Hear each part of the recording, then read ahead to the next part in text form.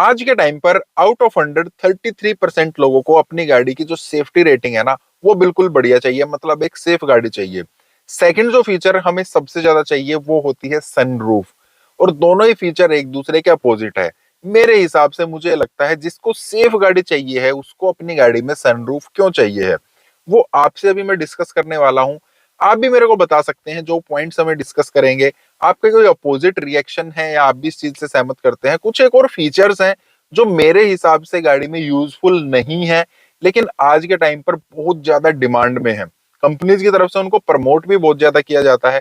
अब देखिए, जो यूजफुल चीजें होती हैं ना, उनको प्रमोट करने की इतनी ज्यादा जरूरत नहीं होती है। वो जिसके यूज की है वो तो खरीद ही लेगा। लेकिन जो यूजफुल चीजें नहीं होती हैं उनको प्रमोट किया जाता है, यूजफुल बनाया जाता है, डिमांड क्रिएट की जाती है, इसीलिए हम उन चीजों को खरीद रहे हैं। तो आज हम उन्हीं चीजों को डिस्कस कर रहे हैं। हेलो, मेरा नाम है अमित और आप देख रहे हैं डेली ऑटो लाइफ।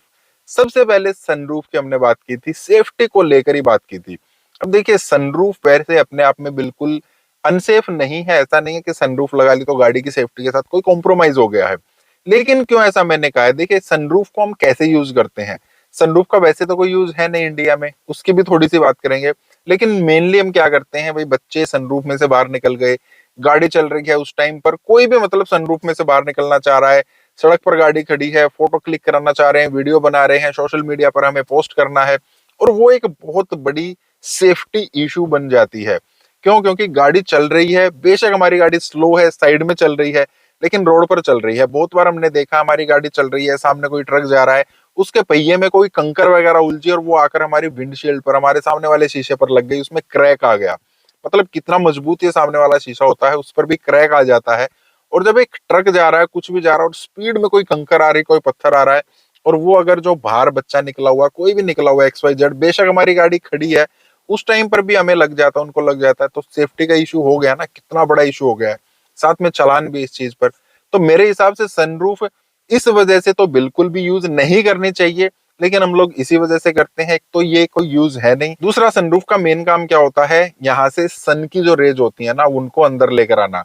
और उसी चीज को थोड़ा सा नाम बदलकर कंपनीज ने इसको मून रूफ कर दिया है, ताकि हम इस चीज पर बहस ना कर सकें। लेकिन मेन रीजन तो उसका वही है, ठंडे जो देश हैं वहां पर इसको थोड़ा सा प्रमोट किया गया था, ताकि जब आप ऑफिस वगैरह जा रहे हैं, ट्रेवल कर रहे हैं, उस टाइम पर अगर सन आ जाता है तो आपकी गाड़ी में धूप आ के आपको गर्मी मिल सके, विटामिन डी मिल सके।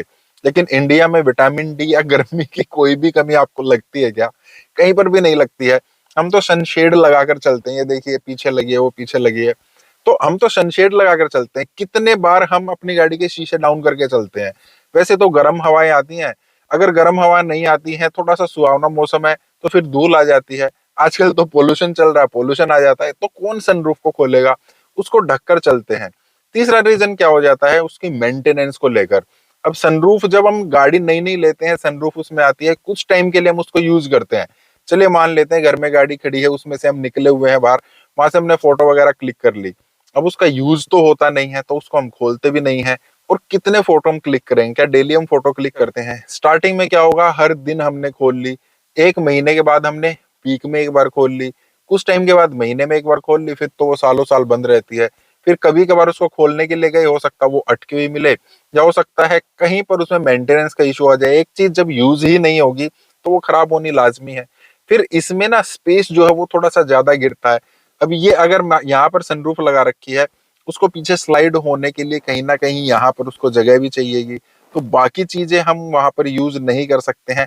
बहुत बार क्या होता है, जिस गाड़ी में सनरूफ है, मून रूफ है, या बीच में हमें कहीं कैबिन लाइट नहीं मिलती है, उसकी वजह से गाड़ी में अंधेरा रहता है। हालांकि इतनी बड़ी चीज नहीं है, लेकिन अगर वो हो सनरूफ से तो फिर भी बढ़िया है ना। तो ये बहुत सारी चीजें हैं जो सनरूफ की तरफ, मेरा तो मतलब कोई इस टाइप की कोई चीज बनती नहीं है। फिर साथ में गाड़ी महंगी भी आएगी।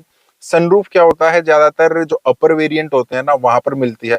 वैसे तो सनरूफ अपने आप में ही 40 से 50 हजार रुपए महंगी गाड़ी हो जाती है, लेकिन सिर्फ 40 50 हजार रुपए महंगी करने से गाड़ी सनरूफ नहीं मिलती है।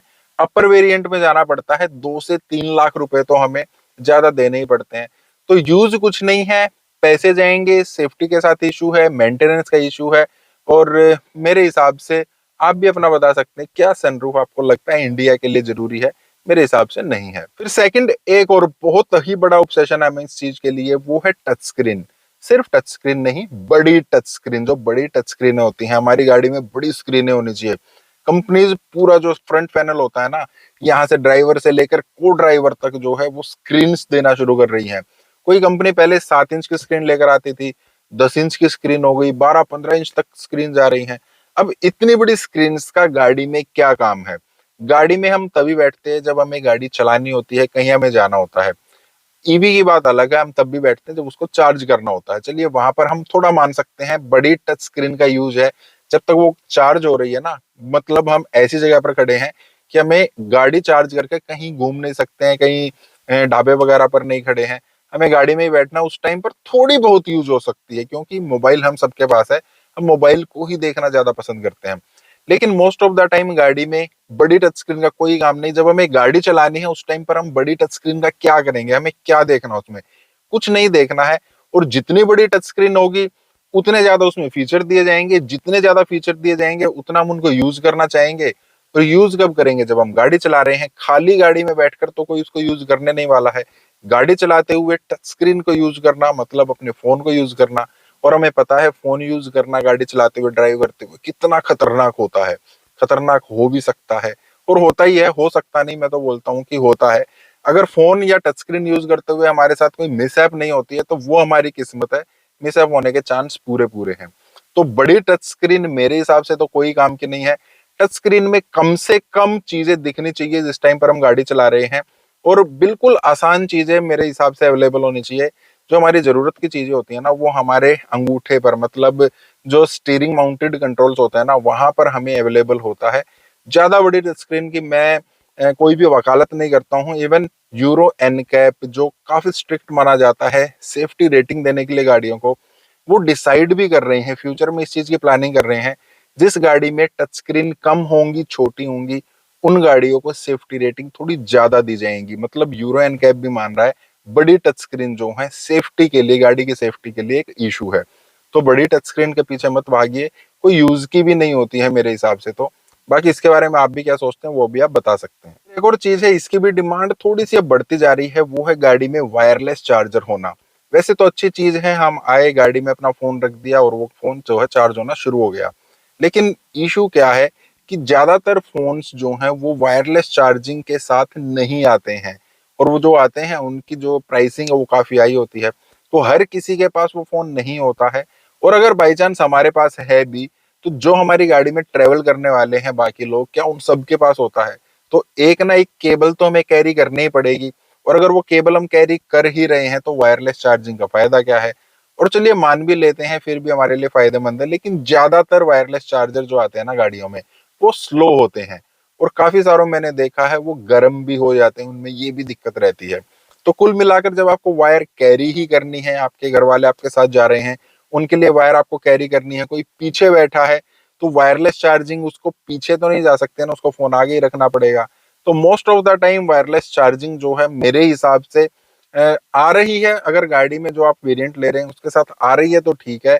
इसको एक्स्ट्रा कुछ आपको ऐड करने की जरूरत नहीं है। इतना ज्यादा यूजफुल फीचर फिलहाल आज के टाइम पर ये नहीं है।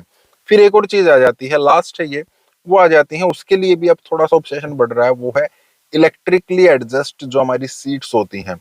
हमने सिर्फ बटन दबाया, गाड़ी आगे हो रही है, पीछे हो रही है, हम पीछे जा रहे हैं, ऊपर जा रहे हैं, बड़ा मजा आता है। लेकिन ये एक ना बड़ी स्लो प्रोसेस होती है, कुछ टाइम के बाद फ्रस्ट्रेट हो जाते हैं अगर हमें हर रोज इसको एडजस्ट करना पड़ रहा है। घर में अलग अलग लोग हैं जो गाड़ी चला रहे हैं, जो भी आकर बैठ रहा है वो अपने हिसाब से एडजस्ट कर रहा है, और उसमें ना टाइम लगता है। वो इतना फास्ट नहीं होता है जितना फास्ट मैनुअल होता है। ये इस हिसाब से काफी मतलब मेरे को यूजफुल फीचर नहीं लगता है। लेकिन वहां पर ये बहुत ज्यादा यूजफुल हो जाता है अगर वो सीट जो है मेमोरी फंक्शन के साथ आती है।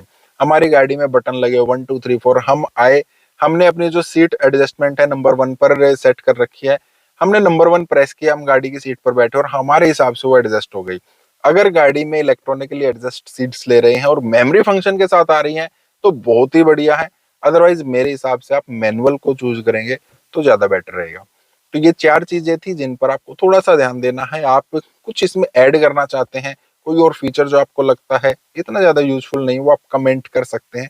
इस टाइप के वीडियोस के लिए आप लाइक करना, चैनल को सब्सक्राइब करना। मिलते हैं नेक्स्ट वीडियो में। Thank you, bye.